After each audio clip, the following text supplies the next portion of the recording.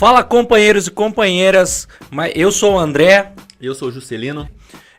Já para iniciar, eu gostaria de pedir para vocês curtirem, compartilharem o canal, não custa nada e ajuda muito a gente aqui no canal, beleza? A gente quer trazer informação e de um jeito mais despojado para todo mundo ter acesso, buscando principalmente os jovens. Hoje o nosso convidado muito especial é um médico sanitarista, formado pela Universidade Federal de Minas Gerais de 2000 a 2006, fez residência na medicina sanitária de 2010 a 2012, pai de 3 filhos, candidato a prefeito na eleição de 2020. Estamos aqui com o nosso companheiro Pedro Torinho. Falei alguma coisa errada aqui na sua biografia? Opa, nada, André. É isso aí mesmo, cara. Um prazer estar aqui com vocês, viu? Obrigado. Um fato muito relevante, que foi a votação de 2020, ele ficou em terceiro colocado com apenas 1,37% dos votos, né? Dando um total de 6.492 votos de diferença para o segundo colocado. Não foi para o segundo turno, mas chegamos bem perto aí. Uma campanha bem bacana, uma campanha do PT aí. E parabéns primeiramente pela campanha, que é corajosa depois de ser vereador. E vamos à luta aí que ainda não acabou, né? É isso aí, André. Tem muita briga aí. Cara, tô feliz de estar aqui com vocês, Juscelino também, né? E assim, não acabou mesmo não. A gente saiu desse processo aí muito seguro de que Campinas tem um pedaço grande do coração da cidade, né? Que quer mudança, que confia no PT, confia na esquerda. Então a gente entende que a tarefa é seguir fortalecendo a luta e a resistência aqui nessa cidade para a gente dar um destino diferente para o nosso povo. Companheiro, como a gente já falou aqui, todos os podcasts a gente repete, hoje nós não vamos falar só de política aqui não.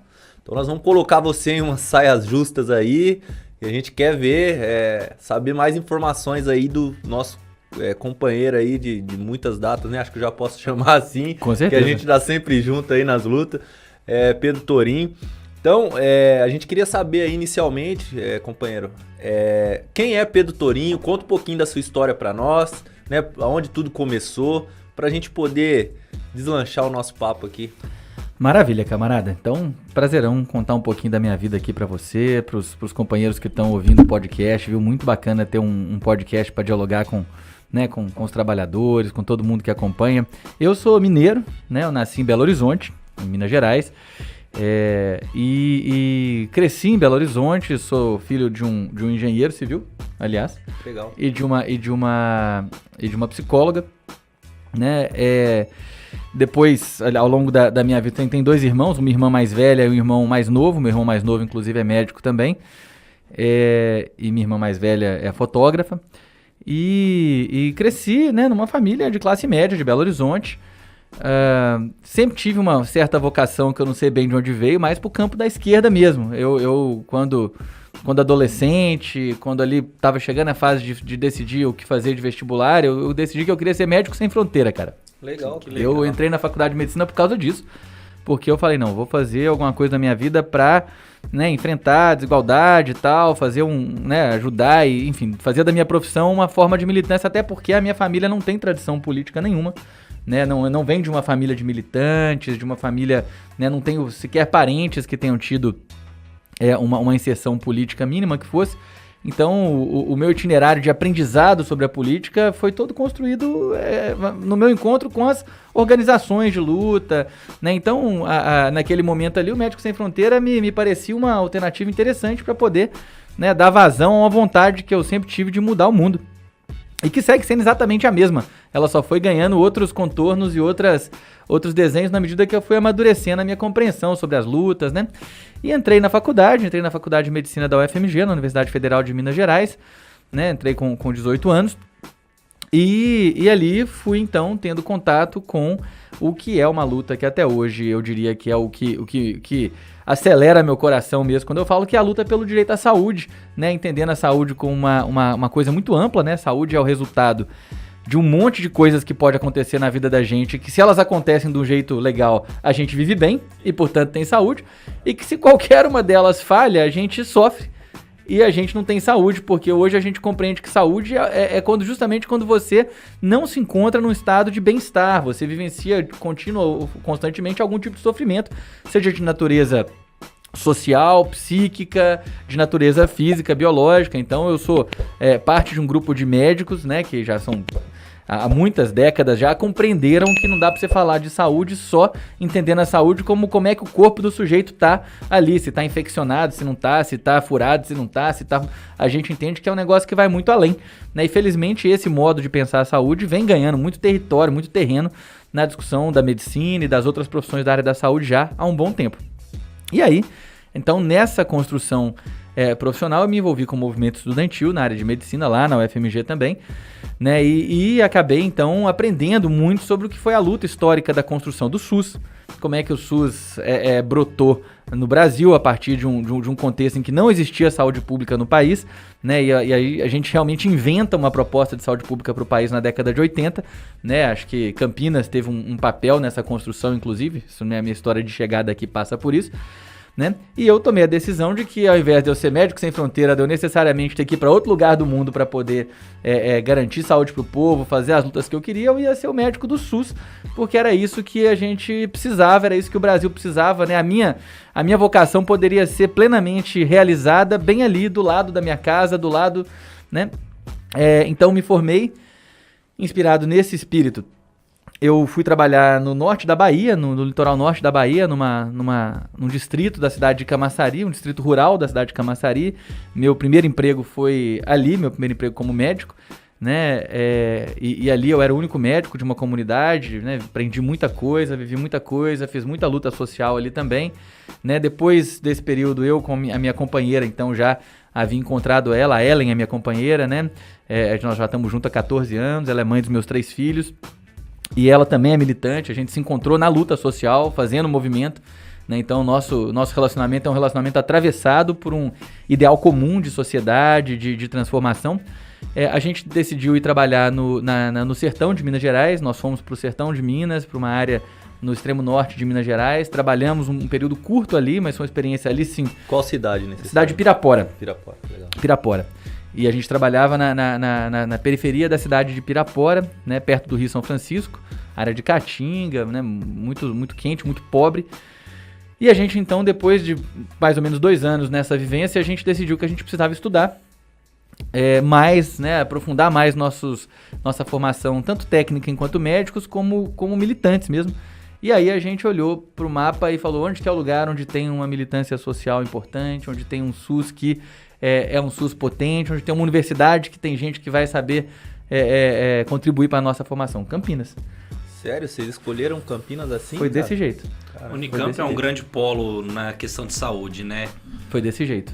Caramba, que louco. A gente já veio pra cá então com a tarefa, a gente fala de amolar nossa faca enquanto militante, aprender mais pra gente poder militar e lutar melhor. E foi isso que a gente fez, a gente veio pra cá, meu primeiro ano aqui em Campinas foi um ano eu fui construindo conhecendo o território político-social dessa cidade, os movimentos sociais, o Conselho de Saúde, os centros de saúde, e ao mesmo tempo estava estudando na Unicamp, fazendo algumas matérias da pós-graduação, fazendo cursos, né? E aí depois de um ano aqui, a gente decidiu fazer a residência de Medicina Preventiva e Social, que é justamente a residência médica que eu fiz, que é uma residência voltada para formar um profissional médico tecnicamente para que ele seja um agente da construção do SUS. Né? Então, ao invés de eu ser um cardiologista ou um neurologista, que são especialidades importantíssimas também, eu aprofundei o meu conhecimento e organizei minha vida profissional para ser um especialista em saúde pública, né? Com uma formação forte na área de atenção básica em saúde, né? Eu trabalho nas unidades básicas de saúde. Né? Nesse período em que eu era residente, eu, como era da minha natureza, eu fui fazer também movimento nessa área da residência médica. E fui da Associação dos Médicos Residentes do Estado de São Paulo. A gente conduziu a maior greve da história dos residentes médicos do Brasil. Caramba, nós conquistamos direitos para os residentes, que eu tenho muito orgulho de falar hoje. Como, por exemplo, licença paternidade e maternidade para os residentes, porque não existia. Não tinha isso. Não tinha. Não são trabalhadores seletistas, né? É isso que eu ia perguntar. A residência médica é um processo de formação e serviço, que a gente chama.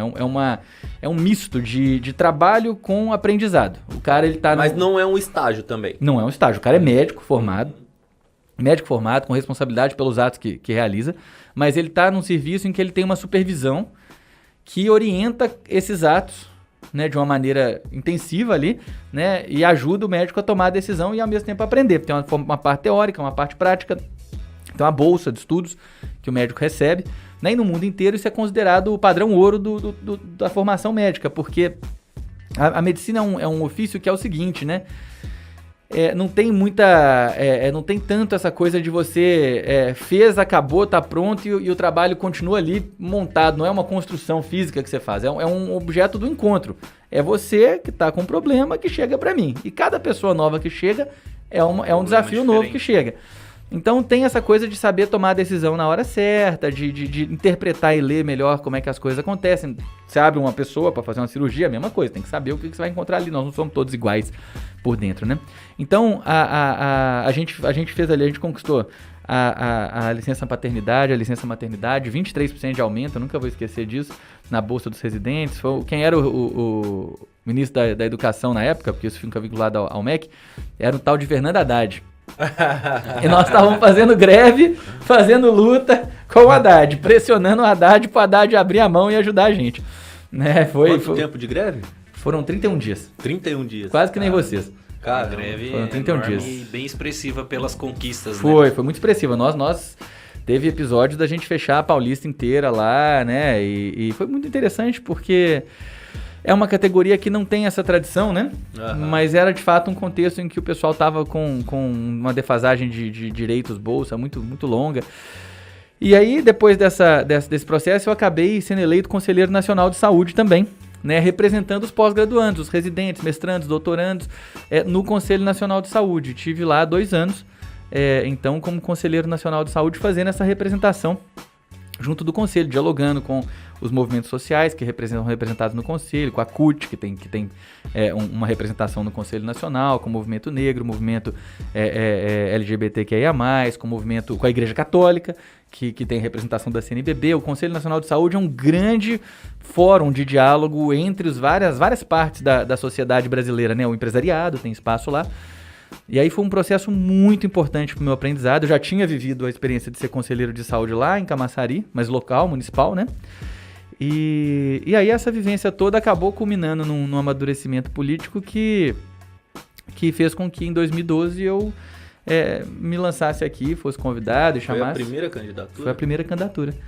Que eu fosse candidato a vereador. E aí a gente... Quantos votos? Tive 2.990 votos naquela primeira. Foi uma eleição muito bacana. O Márcio Postman foi nosso candidato a prefeito e empolgou Campinas, né? Foi uma eleição maravilhosa, aquela eleição muito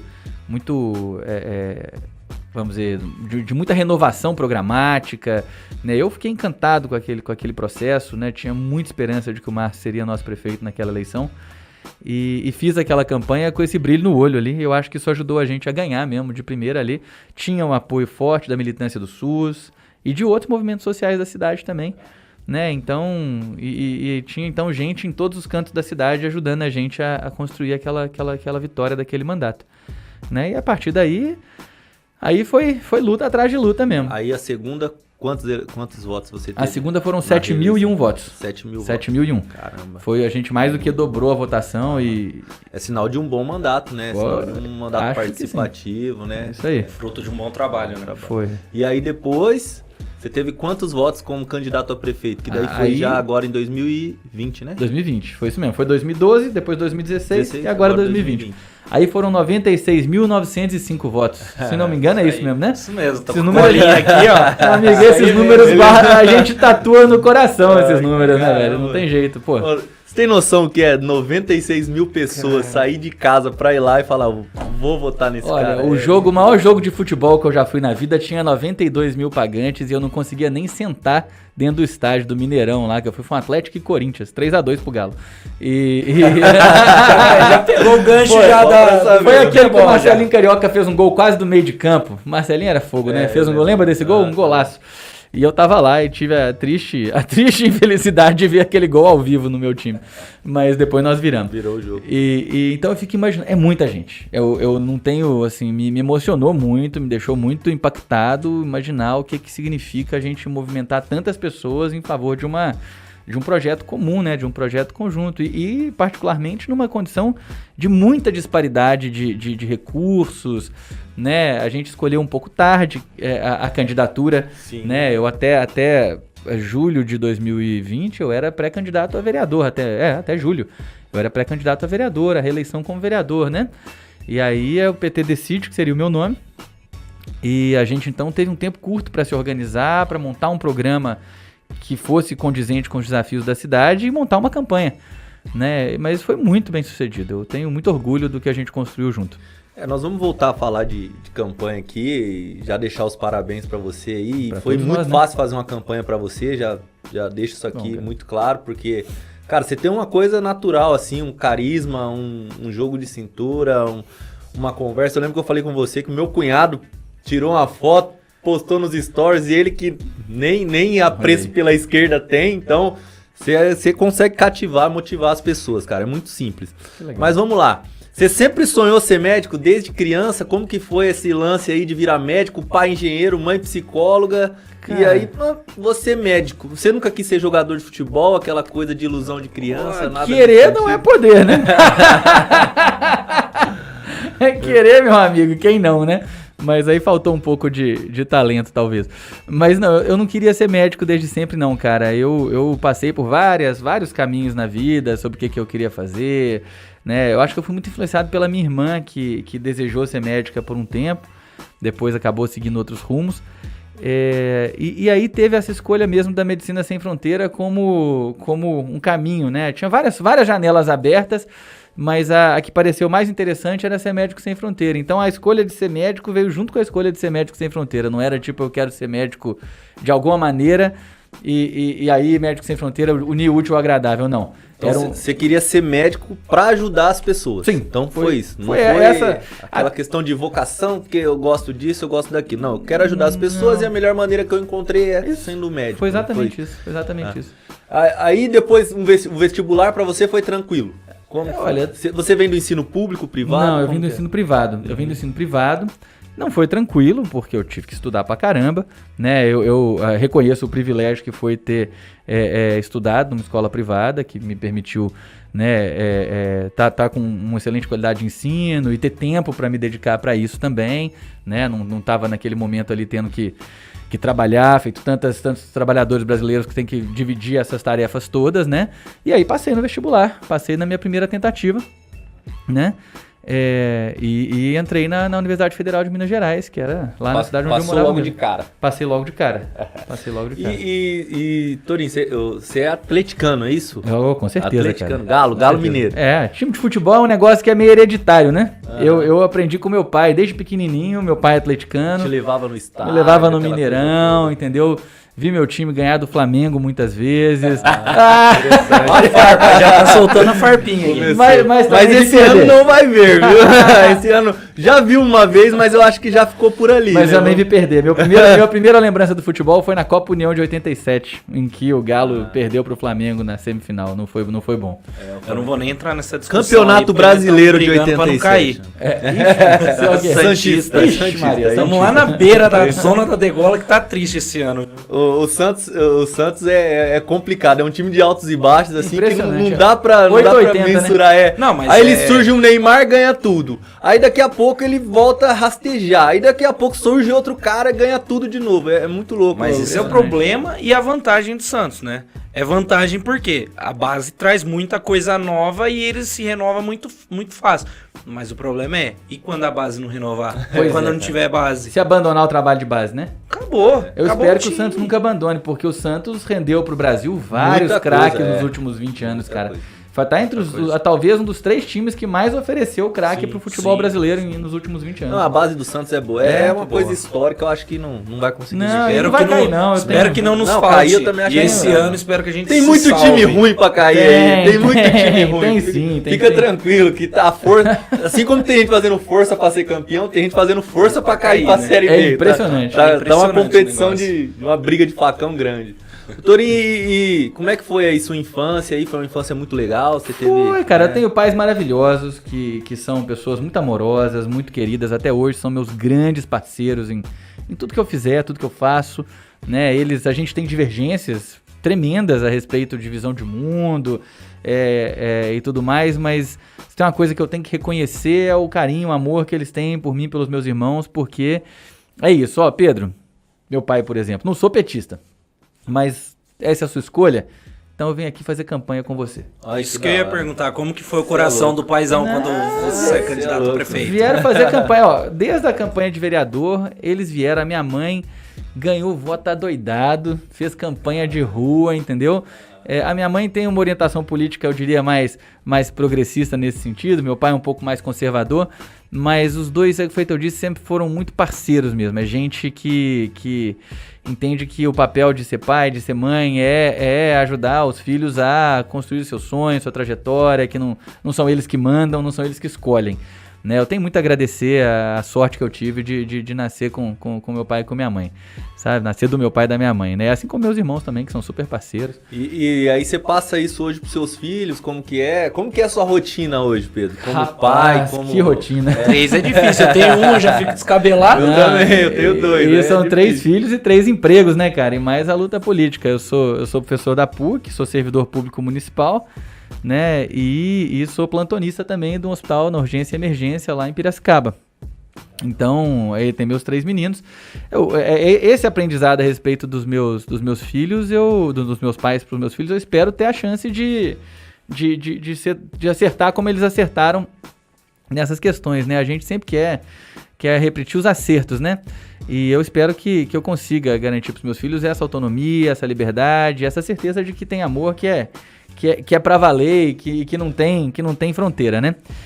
Mas a rotina tá muito pesada, cara, eu confesso. Os 3 meninos, a minha mais nova tem 1 ano e 4 meses. O meu do meio tem 2 anos e 4 meses. Eles nasceram com 1 ano e 15 dias de diferença. Caramba! Foi a Estela, que é a terceirinha, foi um susto. Foi uma gravidez não planejada. Né, o Dani e o Caio não. E o meu mais velho, que é o Caio, tem 4 anos e 3 meses. 2 meses. 4 anos e 2 meses. E aí, da encerrou por aí? tem 4. Foi, hã? Encerrou por aí ou vem mais? Não, encerrei. Vem mais tourinhos aí? Não. Tá, Teve 2 meninos, aí veio... 2 meninos e a menina. Tem mais a menina, fechou Tá bom demais, a eles vida, são maravilhosos, cara.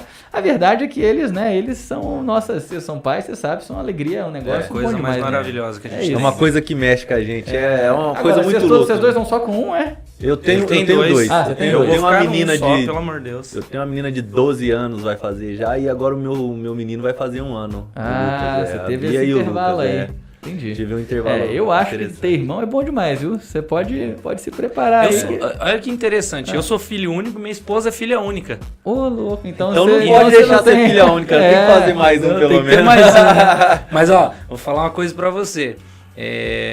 O Juscelino já tem experiência, que já tem uma menina também, se prepara, viu? Menina da gás, cara. Rapaz. Porque, ó, você entra na loja, do menino é a bermudinha, o shortinho lá, a camisetinha. Da menina tem 250 mil frufru lá, maravilhoso. E ela vai Você- levar todas. E você olha pro seu filho assim, você fala, não é possível, vai ficar muito lindo. Você acaba levando, cara. Sim, Menina bem- leva pai à falência. Cara, e a Estela, eu não sei, viu? Ela tem 1 ano e 4 meses, mas olha, ela é esperta, viu? Eu não sei se é porque ela imita os irmãos pra tudo, mas ela é muito agitada, sedutora, espertinha. Eu sou apaixonado, cara. É um desafio, né? Porque assim, são noites sem dormir, né? Por exemplo, durante a campanha pra prefeito, a minha companheira Ellen tava em licença maternidade, né? Então, o que nós fizemos? Ela foi pra Minas ficar com meus pais. Ficou 2 meses lá. Caramba. Eu fiquei 2 meses sem vê-los, porque eu saía às 6 da manhã de casa, às 5h30, 6 da manhã, voltava às 11 todo dia. Campanha é campanha, né? Pauleira. E aí, vocês imaginam nessa situação, ainda por cima não ter noite, bem dormida. Criança chorando, porque é isso, né? Complicado. Os primeiros 4, 5 anos, as crianças acordam muito ainda. Então, isso tudo, sem dúvida nenhuma, é um desafio, né? A questão da educação, da educação ética das crianças também, né? Da dedicação que tem que ter. Então, eu e a Ellen, a gente tem, né, também um acordo muito, muito redondo nesse sentido de divisão de tarefas, né? Da gente dividir da forma mais equânime possível as tarefas com as crianças, da gente entender Mas que... ela não trabalha o mesmo tanto que você, Trabalha não. pra Trabalha caramba. muito. A Ellen tem dois trabalhos, né? 3, né, na verdade, porque ela também trabalha com assistência técnica em processos na área trabalhista.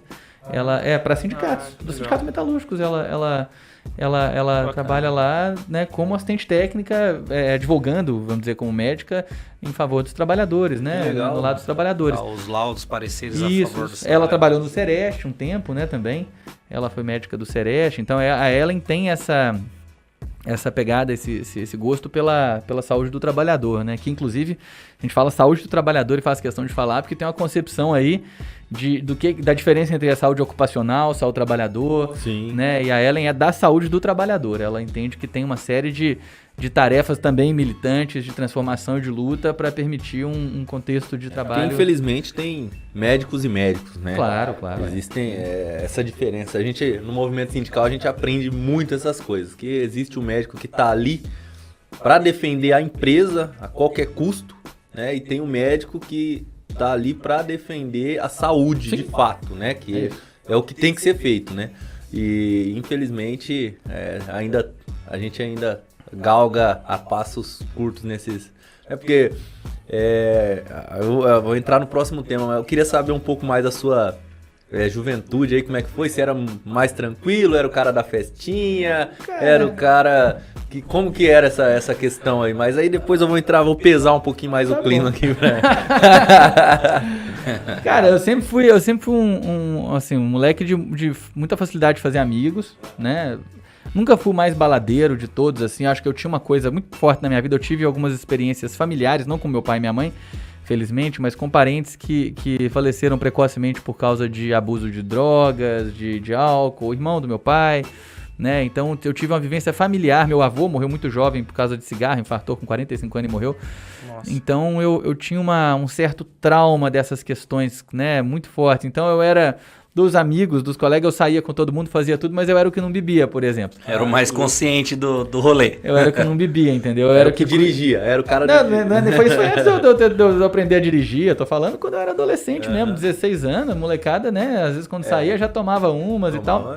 E eu era o cara que cuidava dos que bebiam demais, entendeu? Então você cuidava de mim, então. Era você, né? Esse é o cara que cuidava de mim. Ficava puto, mas cuidava ainda. Arrastava, limpava o ombro. O cara vai vomitar aqui, não é possível, mas não deixava o cara. Enquanto a galera toda largava o cara na sarjeta lá, eu era o cara que ajudava. Entreguei já muito amigo de volta pro pai e falava, ele tá sujo, mas tá inteiro, viu? Isso quando ele não falava ainda, ó, finge que eu não tô bêbado. Daquele jeito ali, você finge. Como que eu vou fingir, meu amigo? Fiz isso várias vezes, cara.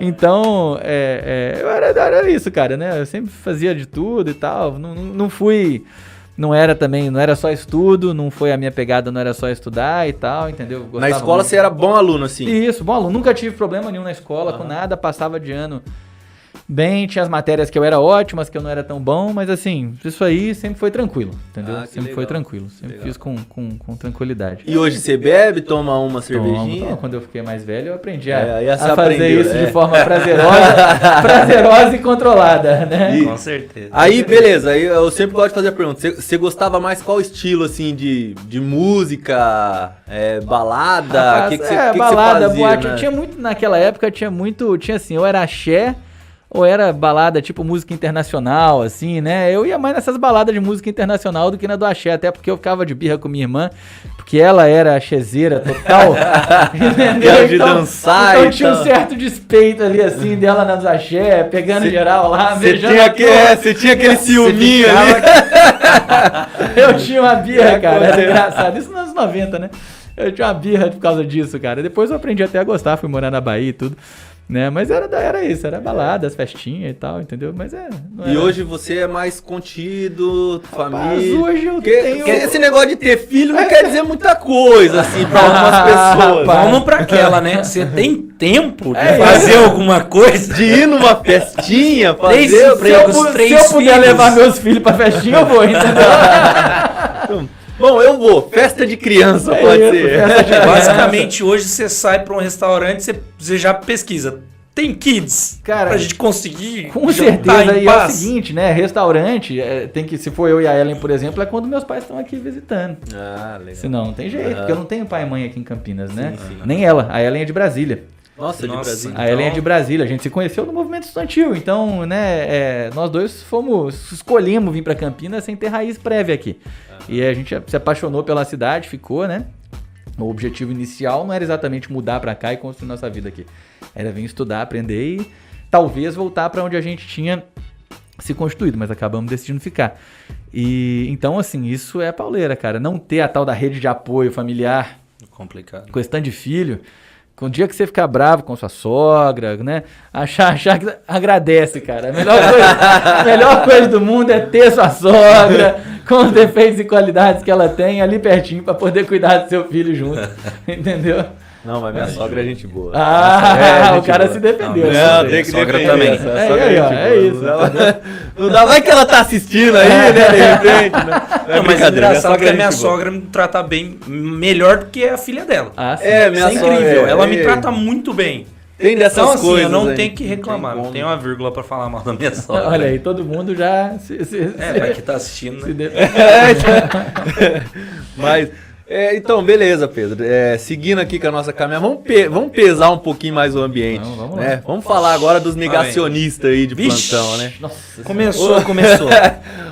Pedro, cara, eu nunca tinha ouvido falar nenhuma marca de vacina. Nenhuma. Era assim, ó, campanha de vacinação da febre amarela. Você ia lá e pimba, sim. vacina. Campanha de vacinação Da gripe. da gripe, pimba, vacina. Ninguém falava em campanha, em marca, se uma era boa, se a outra deixava de ser. Nós tomávamos a vacina. Hoje é assim.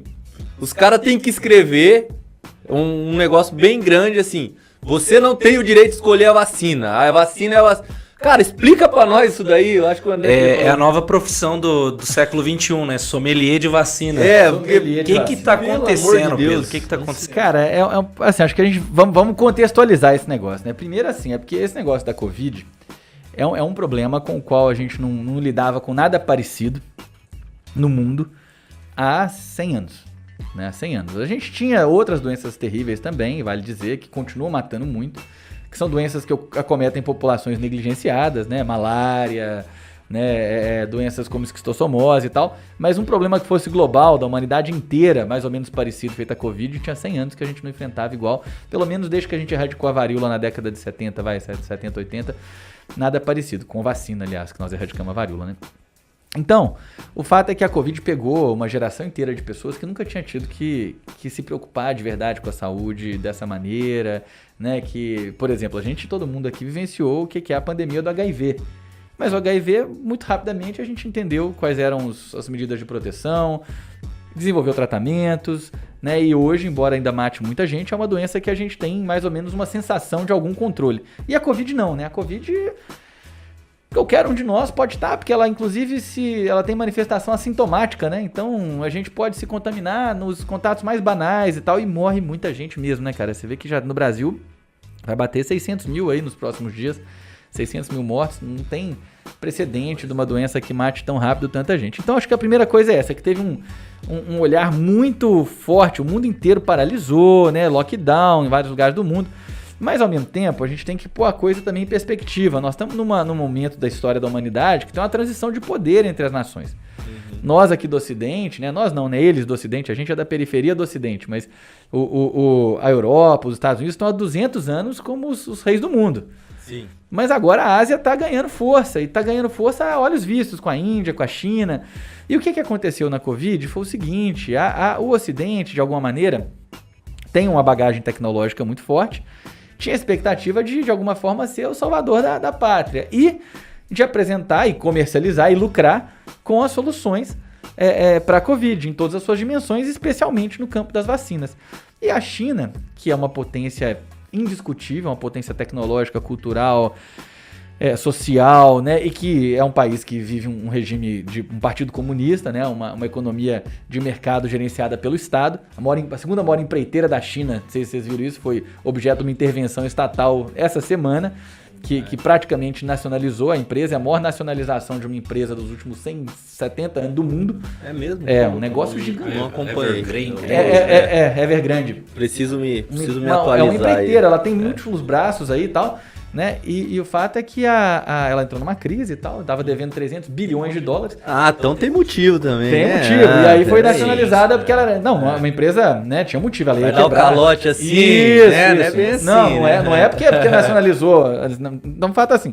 O fato é que a China, então, é essa potência, e a China pegou e surpreendeu o Ocidente apresentando também vacinas eficazes contra a Covid. 2 vacinas muito eficazes, né? Uma terceira que foi menos alardeada, que é a CanSino, que aliás é a mais tecnológica de todas elas das chinesas, né? Ela é equivalente à AstraZeneca. A Janssen também, uma dessas 2. E ao mesmo tempo, no Ocidente, tinha uma disputa entre as empresas, a Johnson, a Pfizer, a AstraZeneca, construindo os seus projetos de vacina e sabendo que tinha um mercado gigantesco de muitos anos pela frente de vacinação do mundo inteiro para disputar. Então, as vacinas têm uma guerra real de narrativa. E assim, não foi só as vacinas chinesas que foram muito, vamos dizer, muito mal faladas de forma injusta. Também a vacina da AstraZeneca. Teve uma paranoia que a vacina da AstraZeneca ia dar trombose, que ela não era boa, que ela não funcionava tão bem. Então, o fato é que a gente tem que analisar essa questão das vacinas como assim, tem um grande processo de formação de opinião, de discussão que acontece por trás, por baixo dos panos, de disputa de mercado, que fica julgando uma vacina contra a outra. Para se ter uma ideia, para doenças como a gripe, tem ano em que a eficácia da vacina que a gente aplica na nossa população é menor que a da Coronavac. É mesmo? Tem ano que a eficácia é de 40%. E a gente nunca ouviu falar disso. Nem fica sabendo. Por quê? Porque esse é um mercado que está mais ou menos equalizado, a disputa está dada e ela não vai mudar a posição de quem vai tomar e quem não vai tomar, entendeu? Então não tem cabimento. As empresas até disputam, mas disputam como? Disputam dialogando com os compradores, não com a clientela ampla que vai usar depois, que é o Ministério da Saúde. Então a empresa chega e fala, a nossa vacina para gripe demonstrou uma eficácia mais alta, gerou mais anticorpo do que a daquela concorrente. Até aí tudo bem. Mas, faz sentido, né? Mas não provocando um grande alarde na sociedade, feito aconteceu. As vacinas são todas bem eficazes, é fato. Né? A diferença entre elas não é tão grande assim. Por exemplo, a vacina da AstraZeneca no Brasil, ela mostrou uma eficácia da ordem de 90% para evitar a mortalidade por Covid. Enquanto a Coronavac mostrou algo próximo de 70 e muitos, ou 77%, uma coisa assim. No Chile, 90% da AstraZeneca, 86% da Coronavac. Então, quer dizer, 86%, melhor tomar... O grupo também, a resposta pode ser diferente para determinados grupos. Sim, exatamente, isso faz diferença, de fato, né? Por exemplo, a Coronavac ficou demonstrado já que para as pessoas com mais de 80 anos não é a melhor vacina. Melhor vacina seria provavelmente a da Pfizer ou a AstraZeneca. A da Pfizer ainda provavelmente um pouco melhor, né? Então, tem diferenças para grupos, mas para o grosso da população, para todo mundo que tem menos de 80 anos, essas vacinas são muito parecidas e muito eficazes mesmo. Então, essa história do sommelier de vacina é muito mais o sujeito que está sendo influenciado por essa comunicação de massa, que é sacana, que é orientada para tentar pressionar os governos. E tem o fato aqui do Brasil, né? Que particularmente do Brasil, que teve o fato de que o Bolsonaro era anti-vacina, recusou vacina, não quis comprar vacina no tempo certo, na hora certa. O Bolsonaro, se dependesse do Bolsonaro, gente, nós íamos estar até hoje com a tal da imunidade de rebanho, né? Ele que gosta de gado, não sei o quê, ele tava trabalhando com a imunidade de rebanho porque ele achou que ia todo mundo virar gado.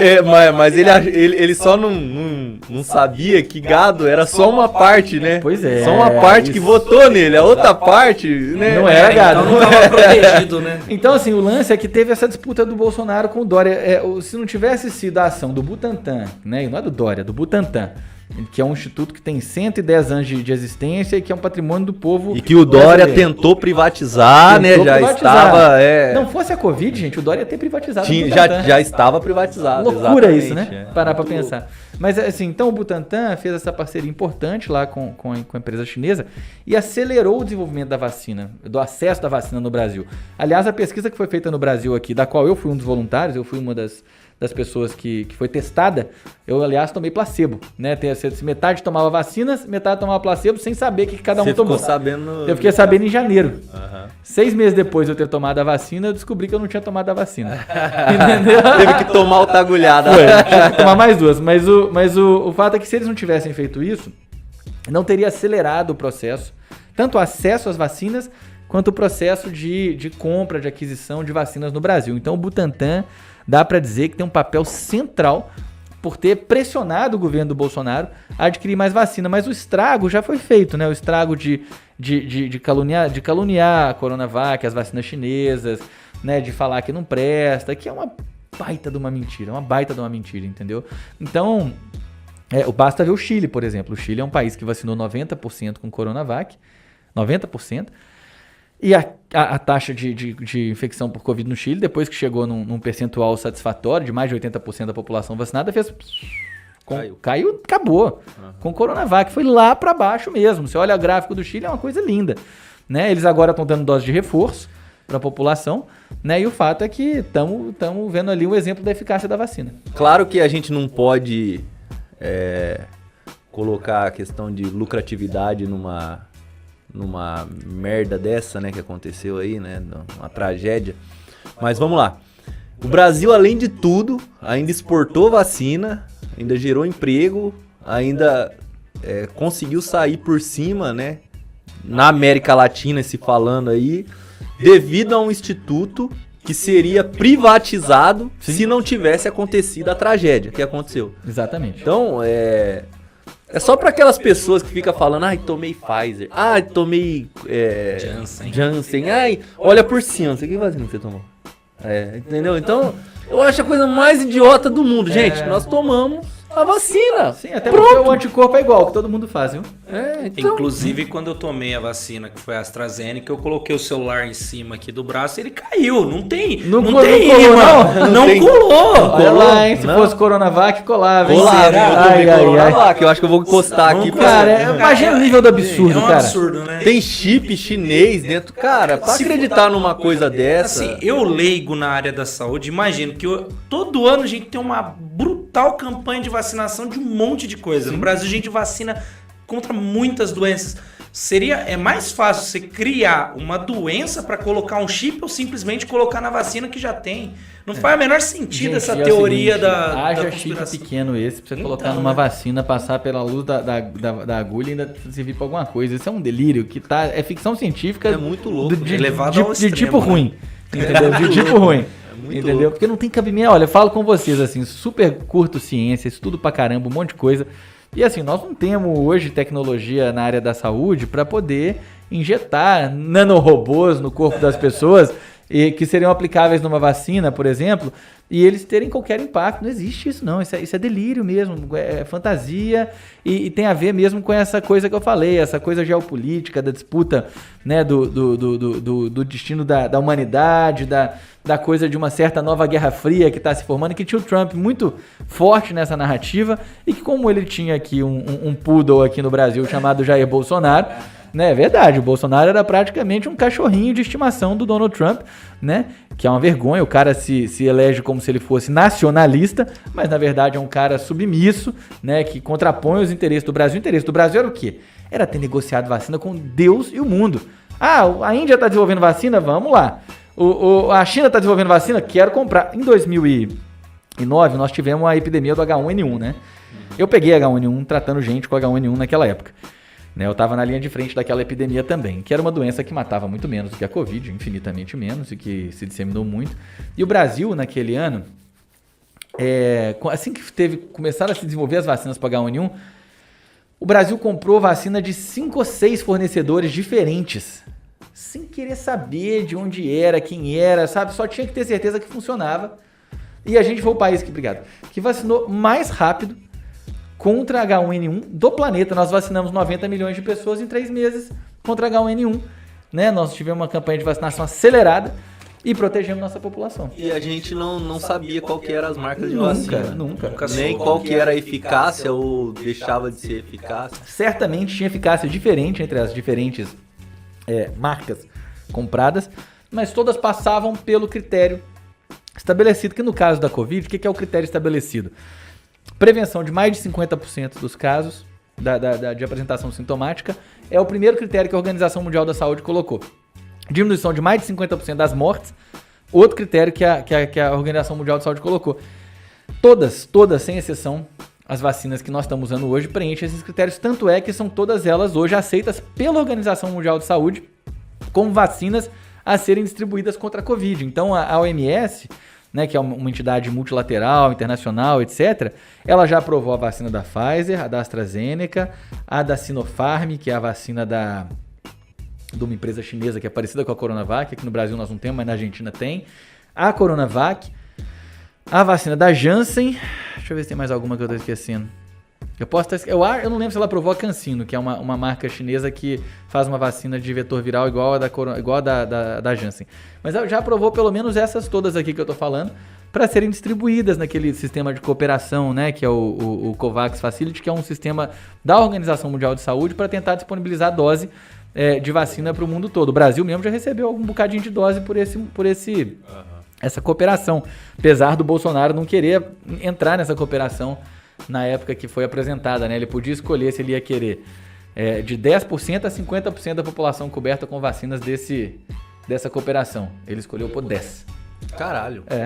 Cara, o cara, na pandemia, assim, a gente pode gastar 3 podcasts aqui só falando os absurdos que esse cara cometeu na gestão da pandemia, cara. Não precisa ir muito longe, Pedro. A gente teve agora a abertura da 76ª Assembleia Geral da ONU e ele fez discurso a favor da cloroquina, a favor do tratamento precoce, a favor de devaneios da cabeça dele, de uma meia dúzia de políticos que veio junto com ele para esse governo. Né? Ô Pedro, eu sou leigo, cara, minha área é outra, né? Eu sou de exatas, o André é advogado, mas assim, algumas coisas não bate pra mim. Qual que é a questão a relação da cloroquina com algum tipo de eficácia? Da onde eles tiraram isso? Quais médicos bolsonaristas são esses que atestam uma coisa que a gente sabe que, pelas informações que temos, não é eficaz? Qual que é a ideia disso? Começando pelo fim, médico hoje que está prescrevendo cloroquina é picareta, charlatão, péssimo médico, entendeu? Basicamente devia ser um critério. O cara prescreveu cloroquina em setembro de 2021 para um paciente com Covid. No mundo correto ele teria o registro dele cassado, né? Mas infelizmente também os conselhos e as entidades que deveriam fiscalizar a sociedade foram parte desse conluio que levou o Brasil para essa situação horrorosa que nós estamos hoje. A cloroquina, ela é um medicamento que ela é um antimalárico. Ela é usada para tratar a malária, que é uma doença causada por um protozoário, né? E o fato é que ela tem uma eficácia, né, já demonstrada há muito tempo, mas ela também tem capacidade de agir sobre o sistema imunológico das pessoas. Ela provoca uma redução da atividade de defesa, de proteção imunológica do corpo. E parte do problema da Covid é que a Covid você começa com um quadro gripal e depois, no transcurso da Covid, quando ela evolui de forma mais grave, o nosso sistema imunológico se descontrola na resposta ao vírus e promove um ataque exacerbado no vírus que acidentalmente ataca o corpo também e provoca o que a gente chama de uma cascata, uma tempestade de citocinas, que são substâncias, é como se desse um curto-circuito no sistema imunológico, e é isso que mata na Covid. É isso que provoca todo o problema da Covid. Entendeu? São várias as doenças que têm essa característica. Hoje a gente já sabe isso. Então, olha que interessante. O vírus provoca uma agressão. A resposta do corpo à agressão provocada pelo vírus agride o próprio corpo. Tá? Então, o que esses caras pensaram? E não só para essa substância, mas para várias outras. Então, nós precisamos atuar, vamos dizer, baixando o volume do sistema imunológico, tentando regular o volume do sistema imunológico para ele não descambar. E aí foram pesquisar a cloroquina como uma das alternativas de várias drogas que foram testadas. Aí teve um médico francês que é um charlatão, reconhecido também, que é o Didier Raoult, que é um cara lá da França, que tem uma revista lá do sul da França, que ele publica os achados, picaretas dele. Ele já é conhecido na França como charlatão. E que no começo da pandemia publicou um artigo que falava da azitromicina com a hidroxicloroquina.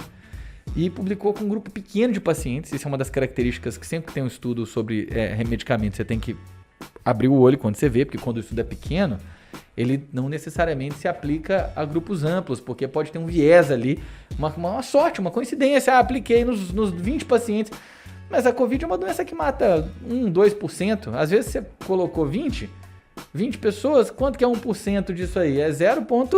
Entendeu? Então, às vezes ninguém ali ia matar, ia morrer mesmo, entendeu? Só que você não tem como saber. Então, é um estudo que estatisticamente era fajutérrimo.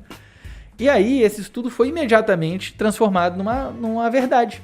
Por que tipo de gente?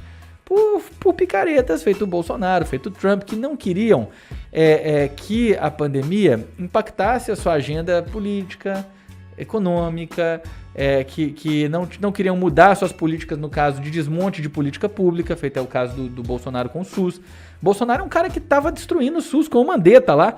Né, o Mandetta, o pessoal hoje trata o Mandetta com respeito porque ele soube a hora de sair do governo. O Mandetta nunca podia ter entrado no governo. Qualquer um que entrou nesse governo, que pisou nesse governo e ficou lá por 15 minutos antes de sair, já é um vagabundo que tem que ir pra lata de lixo da história. Eu tô falando sério. Concordo plenamente. Esse cara, gente, é um miliciano, né? Um negócio horroroso. Mas, tudo bem, Pedro, você fala isso que você é petista. Tudo bem, então vamos moderar um pouquinho aqui a colocação. O projeto pro SUS do Bolsonaro sempre foi de desmontar. Ele manteve a PEC do teto, a emenda constitucional número 95, que é uma emenda que está estrangulando o SUS. Eu trabalho no SUS, eu tô vendo, ano após ano, o SUS sendo sufocado na sua capacidade de cuidar das pessoas. Falta tudo, e as pessoas não entendem bem por que tá faltando, porque elas não têm essa apropriação sobre a política pública. O SUS já perdeu mais de 30 bilhões de reais desde 2017, quando essa emenda foi aprovada pelo Temer, em 2016, entrou em vigor em 2017, e o Bolsonaro manteve e aprofundou. Então o Mandetta estava nesse jogo. Esses caras acreditam, por Mandetta e outros como ele, acreditam que o negócio de saúde ser direito para as pessoas, prestado pelo poder público, igual acontece em país desenvolvido, excetuando nos Estados Unidos, é coisa de socialismo e que não cabe no Brasil. É sério, eles pensam isso. Então eles acham... louco. É isso, eles acham que o SUS, se é que o SUS tem que existir, ele tem que ser um sistema só para o setor mais vulnerável mesmo, assim. Quem tá lá, os 10% mais pobres da população, sendo que o SUS cuida de 75% da população brasileira. Não é que o SUS cuida de 20%, o SUS cuida de 100% das pessoas.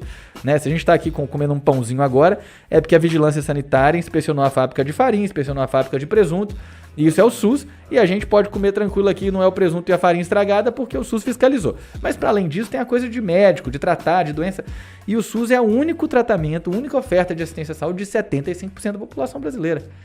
E esses caras querem encurtar isso para o mercado poder entrar numa fatia maior. E o Mandetta estava nessa. O fato é que essa agenda obrigou o Bolsonaro, por exemplo, a botar grana no SUS, coisa que ele nunca quis. Paulo Guedes nunca quis. Para citar algumas das questões, né? A discussão do lockdown, por exemplo, né? Que é uma discussão super controversa, super difícil de fazer. Ele boicotou, não permitiu que acontecesse de verdade aqui. E aí o que a gente fez aqui foram medidas de isolamento parcial que acabaram sendo menos eficazes, então elas tiveram que durar mais. E como elas duraram mais, o impacto econômico foi muito pior. Porque o lockdown é uma medida horrorosa, amarga, dura. Então é igual remédio ruim. Você não vai ficar tomando a dipirona gotas que tem um gosto horrível, ficar tomando ela gota de cada vez. Você pega e dá um glup e bebe aquele trem ruim de uma vez só, entendeu? Não é isso? Então, assim, o jeito certo era fazer direito e fazer de uma vez só, entendeu? E o Brasil não fez isso em momento algum. É por isso que nós somos um país que é campeão de morte. Se você olhar... Eu tive um debate com o Bolsominion essa semana sobre isso, meio duro, num hospital. E... Era médico? Não, era um trabalhador da saúde, mas era da área de raio-x, né? Tem coisa que eu não... Não, mas médico tem de sobra pra falar essas besteiras também. Bolsominion, tem coisa que não bate, assim. Rapaz, tem coisa mas que é um percentual alto, viu? Cara, é alto mesmo? Assim, Alto. você acha que é maioria? Maioria, infelizmente. Caralho. Assim, eu acho que os médicos hoje estão refletindo mais sobre isso, assim como outras categorias. né? Então, uma parte grande está vendo que não é um caminho aceitável para o Brasil, esse caminho que o Bolsonaro nos colocou. Mas ainda tem muita gente que acha que ele é uma vítima dos governadores, do STF, toda aquela baboseira que ele colocou. Mas o que eu ia contar é o seguinte, o pessoal chega e fala, mas no Brasil o número de mortes por habitante não foi tão alto assim. Tá errado isso. Nosso número de mortes por habitante, proporcional por habitante, importante quem está nos ouvindo aqui saber disso, nós somos o 9º país do mundo e entre os países grandes nós somos disparado o primeiro. Nós temos mais mortos por habitante do que a Argentina, né? O Peru é um que tem o primeiro do mundo, porque o Peru usou uma metodologia de contagem meio estranha, diferente da nossa, que jogou para cima os números, né? Depois é só país pequeno do leste europeu, Hungria, República Tcheca, Montenegro e tal, e depois veio o Brasil, sendo que todos esses países têm uma população em média mais velha que a nossa. Portanto, com mais chance de morrer por Covid. Então, a catástrofe brasileira, cara, é uma catástrofe que ela é inexplicável se você não aceitar que teve a mão direta do presidente da República boicotando e promovendo a disseminação do vírus, cara. É um fato. E sabendo que o SUS vacinou no H1N1 em 3 meses, se a gente tivesse a vacina sem uma resistência do presidente, a gente tinha vacinado também. Creio que não em 3 meses por conta da quantidade de vacina que está a ser produzida, olha, né? Eu vou te contar, a Pfizer... Você acha que conseguiria? A Pfizer, ela prometeu para o Brasil 70 milhões de doses, começando a entregar em dezembro de 2020, entregando essas 70 milhões de doses no primeiro trimestre desse ano. Então, somado as doses de AstraZeneca que a gente estava fabricando e as doses de Coronavac, a gente chegaria nos 90 milhões, talvez em abril desse ano. O que significaria que a gente teria tido um enfrentamento da 90 milhões de doses, tá? A gente talvez chegaria ali em 45 milhões, portanto, de pessoas, que significa que os grupos vulneráveis estariam todos cobertos. E aí a gente teria uma mortalidade por Covid muito menor, porque o Brasil passou mais de 190 dias seguidos tendo uma média superior a 1.000 mortes por dia, cara. São mais de 190 dias seguidos tendo mais de 1.000 mortes por dia. É um negócio de louco isso. Ô, Torinho, vamos continuar falando do SUS? Vamos lá. O SUS, infelizmente, cara, ele é um dos órgãos públicos no país que é mais boicotado, assim, digamos. Porque é pouca informação, né? As pessoas não sabem de fato o que é o SUS. A pessoa acha que SUS é hospital, entrou no hospital, saiu do hospital, não dependo mais do SUS. Tem um convênio médico, a partir de agora, não dependo mais do SUS. É bem nessa linha mesmo, né? Então, você acha que o SUS ele é um órgão tão importante que ele deveria ser ensinado na escola, a história do SUS, como surgiu? Porque as pessoas não tem essa relação, mas eu não me lembro agora em qual evento, se foi na Olimpíada, qual foi a propaganda que a Inglaterra fazia do SUS inglês e que nós destruímos a reputação do nosso SUS da maneira que a gente faz, porque, por exemplo, quem tem convênio médico, ele vai lá no hospital privado, o atendimento é pior ou igual, né, do que o SUS. Ele fica 1h30, 2 horas esperando.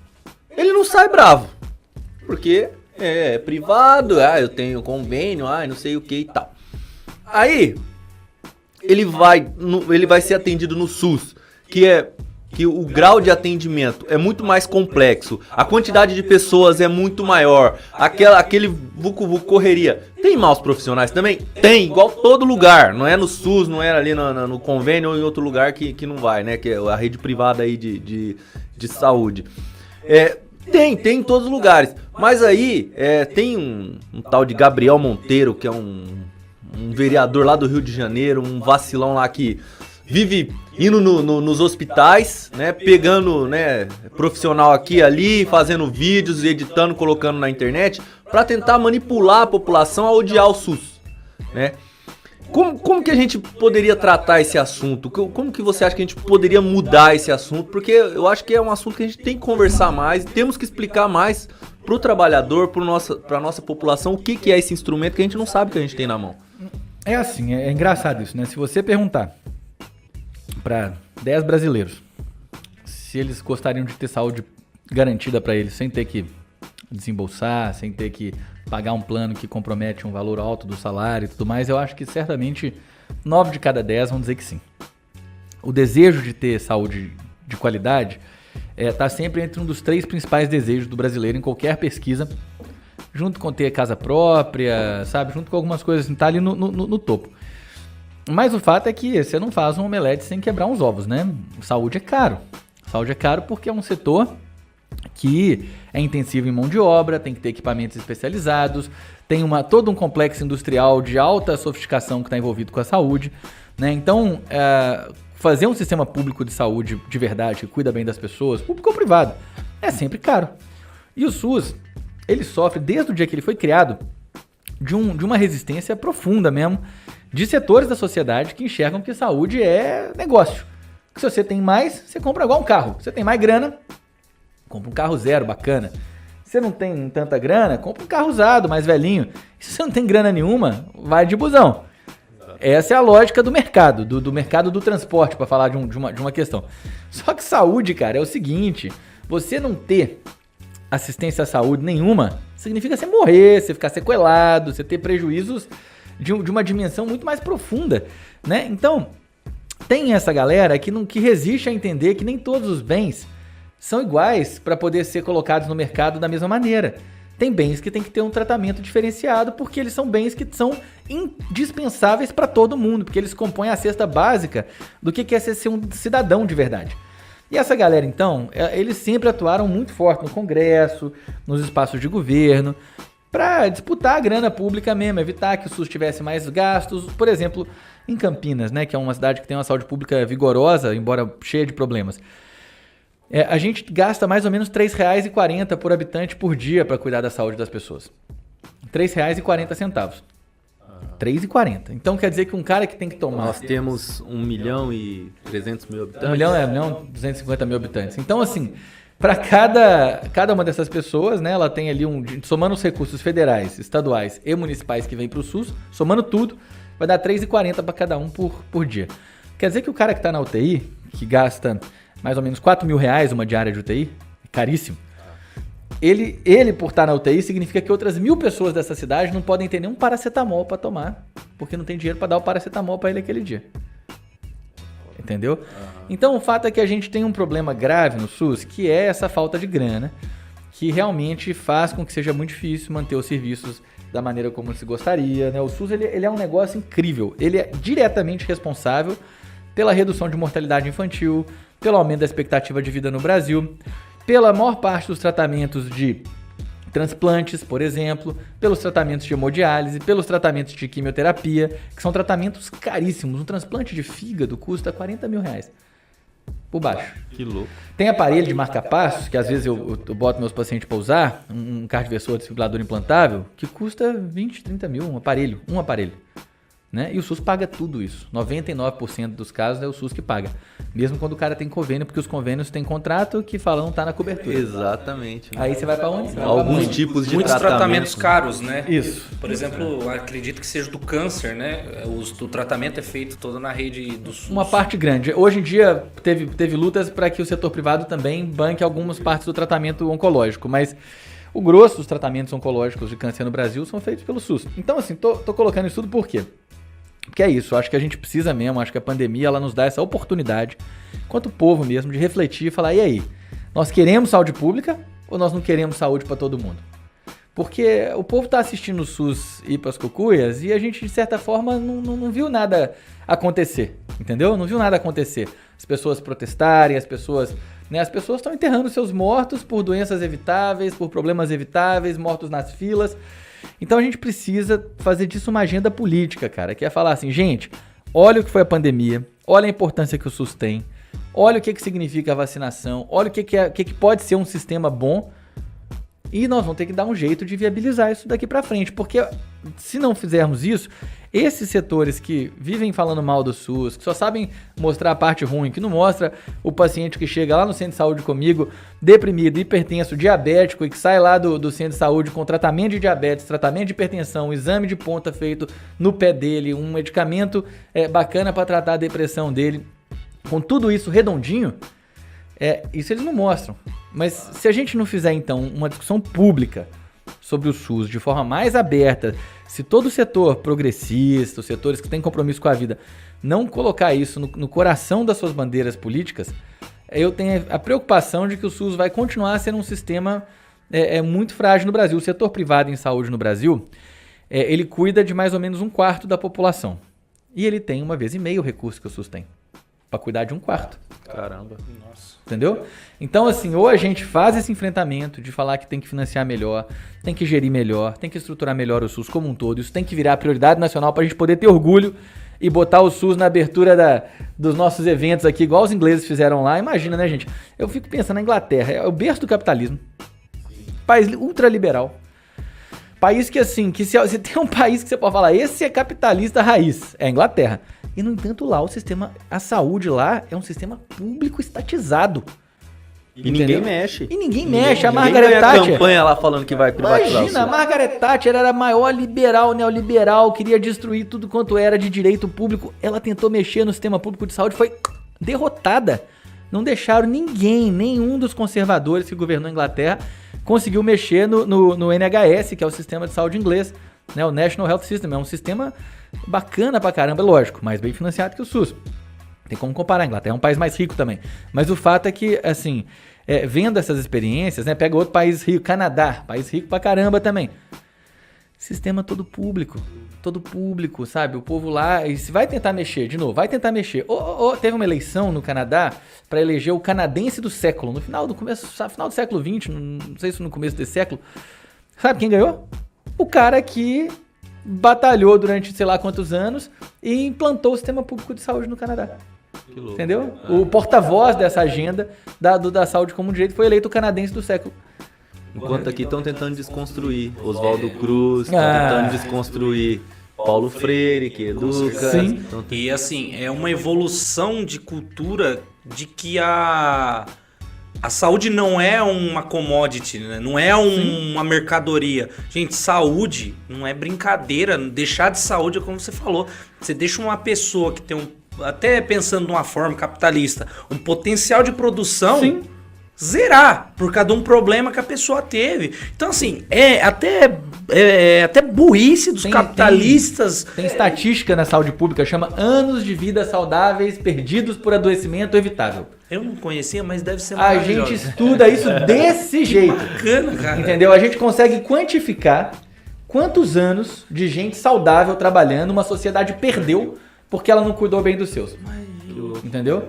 E a gente sabe que aqui é muito, por exemplo. E tem uns detalhes muito loucos. Nossa, Por que exemplo, estudo aprofundado, né? Bem Opa. específico, né? caiu um avião lá em Piracicaba recentemente. Foi. A primeira ambulância que chegou lá foi de quem? Foi da Unimed ou... né? 95% do atendimento de urgência. Não pode falar Unimed, tá? Mas é duro, porque o fato é que tem muitas insuficiências, né?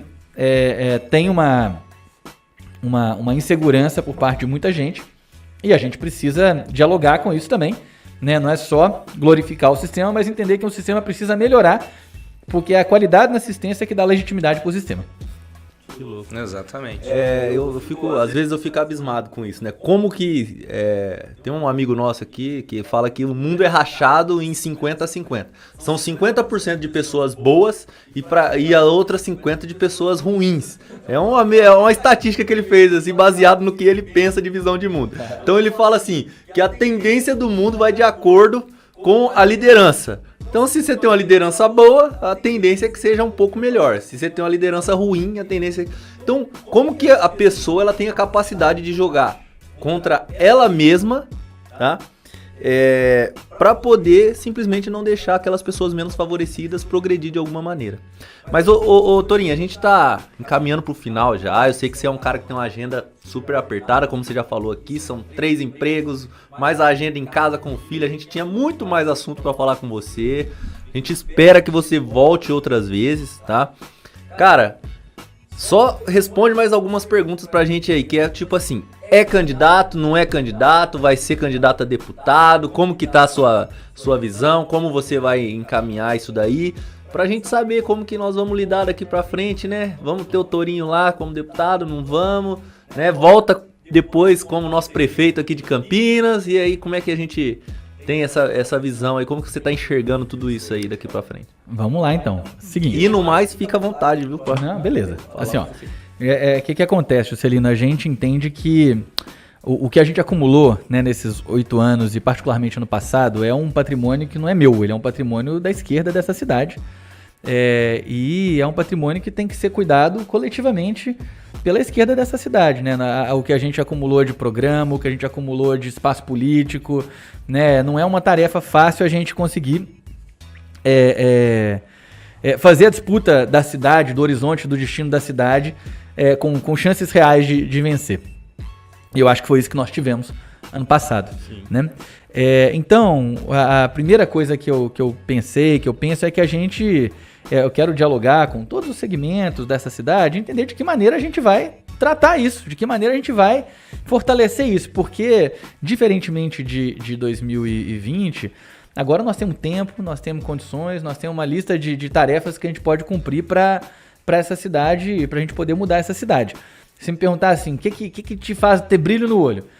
É a perspectiva da gente governar essa cidade, mudar isso aqui e realizar em Campinas o potencial que essa cidade tem, que é gigantesco, cara, é gigantesco. Essa aqui é uma cidade rica, com uma população altamente trabalhadora, com um nível de educação lá em cima, com condições viárias, econômicas, tem de tudo aqui pra gente fazer uma gestão modelo do ponto de vista do que é possível se fazer no Brasil.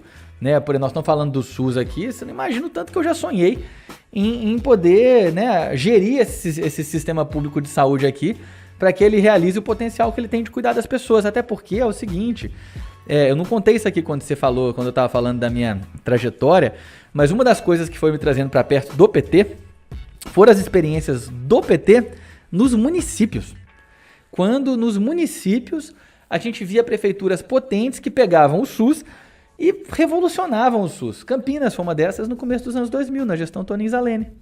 Aracaju foi outra dessas na gestão do Marcelo Deda. Eu fui para Aracaju conhecer o sistema público de saúde quando eu era estudante de medicina, porque os caras saíram lá de pouco mais de 30% de cobertura de atenção à saúde da família para as pessoas e acabaram 4 anos de governo com 88% de cobertura. Caramba, 4 anos é pouco tempo e dá para fazer, né? Dá para fazer.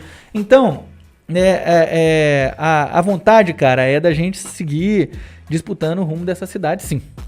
Né, disputando o rumo dessa cidade e construindo um outro projeto, que não é o projeto do Dário, do Jonas, né, que são projetos conservadores, né, projetos que acham que a cidade é um palco para os negócios de uma certa elite, ao invés de ser o espaço onde as pessoas vivem, sobrevivem, lutam, né? E aí, nesse sentido, todas as decisões que a gente vai tomar, as etapas que a gente vai construir para poder fazer essa disputa, a gente precisa tomar juntos. Né? Nesse exato momento, a gente nem fala de candidato, porque é até crime eleitoral falar de candidato.